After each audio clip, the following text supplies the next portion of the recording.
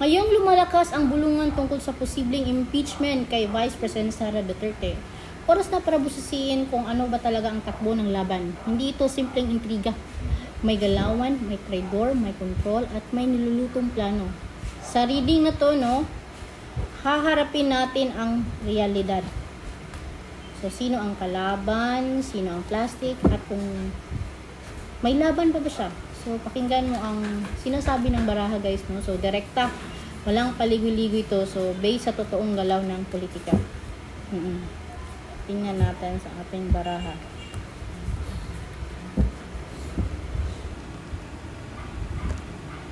Okay. Sa simula pa lang, ang laban na to dadaan sa tamang proseso. So, kahit sinong gustong madaliin ang galaw, mahihirapan dahil may batas at sistema na sinusunod. So, hindi basta-basta matatanggal ang isang opisyal sa pwesto kahit may issue. Kakailanganin ng solid na legal base at suporta sa loob ng sistema. So, hindi basta-basta matatanggal si Vice President Sara Duterte. Okay. Maraming naglalaglagan at nagmamagaling sa paligid niya. Yung tipong kanya-kanyang diskarte at sariling kapakanan ang inuuna. Hindi lahat ng humahawak sa kanya ngayon ay totoo. So, kailangan niyang mag-ingat kung sino ang pinapapasok niya sa inner circle niya. So, she need to be vigilant pagdating dito dahil marami magtataydor din. Okay. May paparating na pasabog na pwedeng sumira sa pangalan niya. Kumbaga isang issue na biglaan, pwedeng dokumento, audio, o revelasyon. Kapag lumabas to, siguradong kalat ang pangalan niya. Kung hindi siya handa, lulubog ang buong kampo niya. So, dapat malaking handaan to, no? Kailangan she is prepared sa pangyayaring ito. Okay. Sobrang bigat na ng dinadala niya. So, lahat ng pressure, atake, at issue, siya ang kinukuyog. Dala-dala niya. Kung hindi siya marunong humingi ng suporta, okay, bibigay siya sa sobrang bigat. Okay, mahalaga ngayon na marunong siyang pumulso at mag-manage ng stress.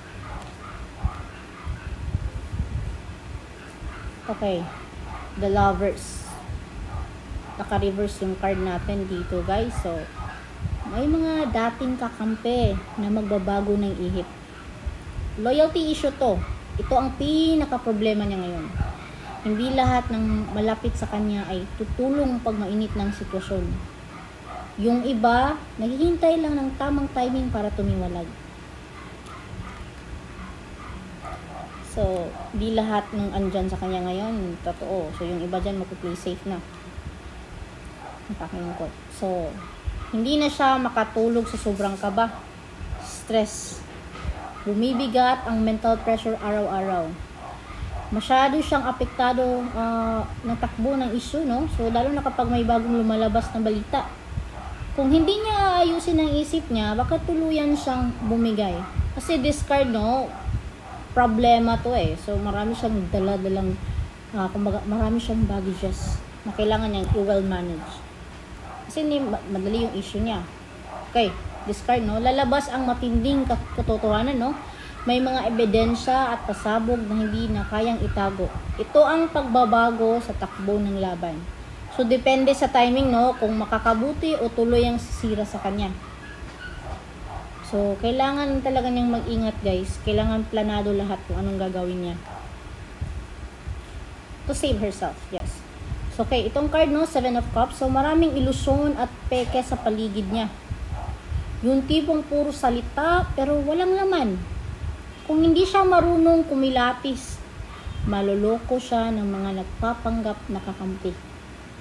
Kailangan niya ngayon ng malinaw na paningin at diskarte. Kasi, maraming tinitik advantage yung situation niya. Mga politika, personal life, and so on. Okay.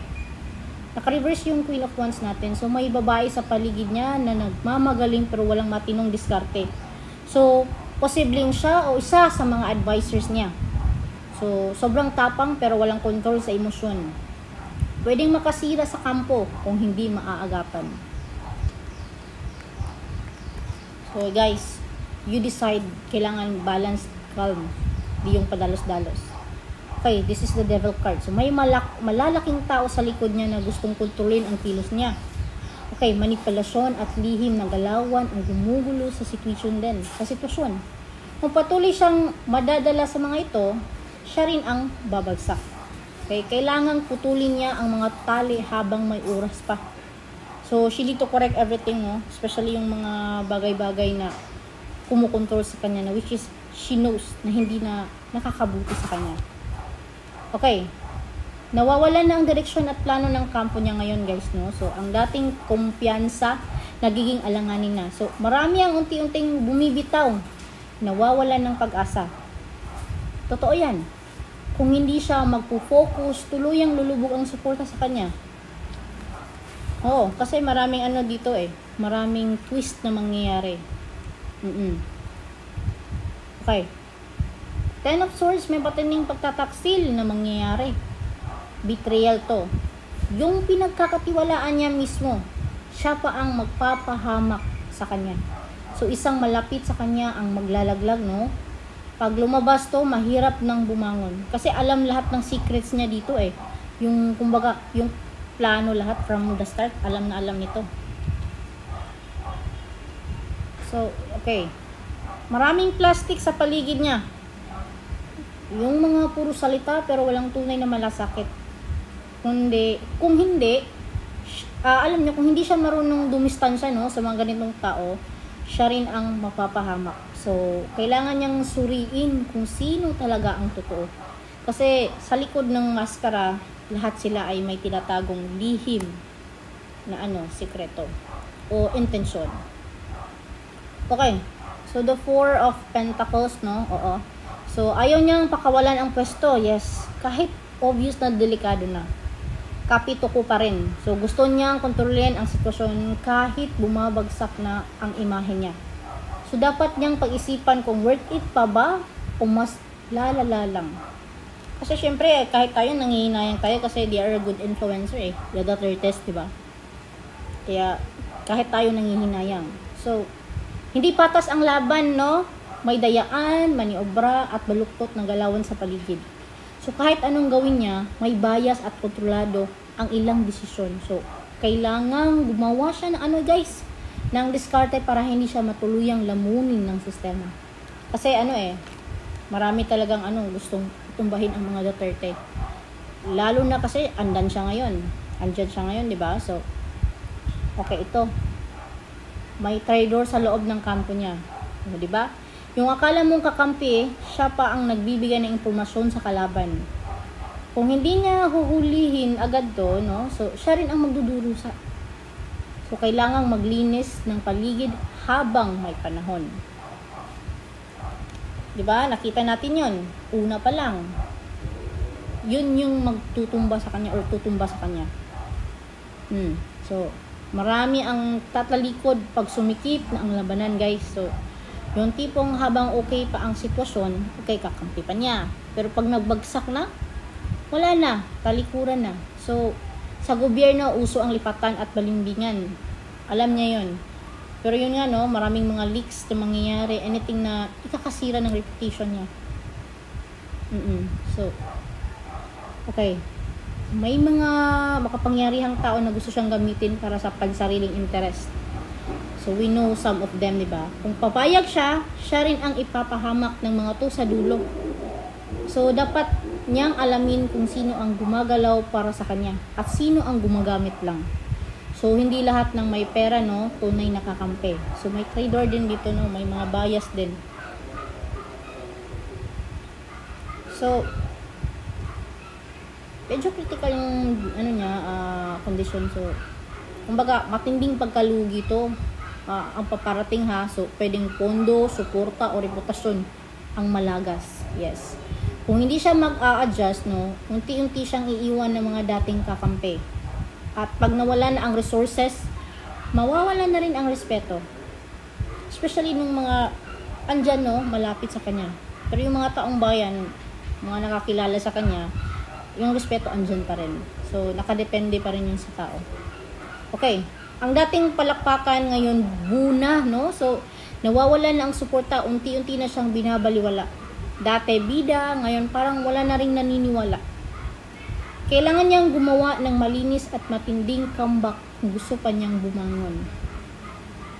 Okay guys, so it doesn't mean no na tayong lahat or halos lahat no wala nang tiwala sa kanya, but we know them. We know how the Duterte makes our country safe, especially related to drugs.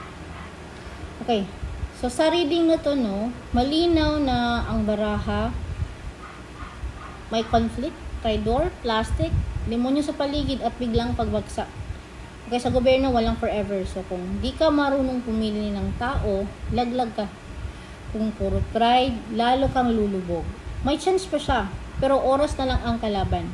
So there is also another thing that she can do to change this. Kasi this is the current energy. So baka may misinterpret ng iba dyan. So kailangan bukas ang isipan kung gusto nyong ng mga ganitong reading.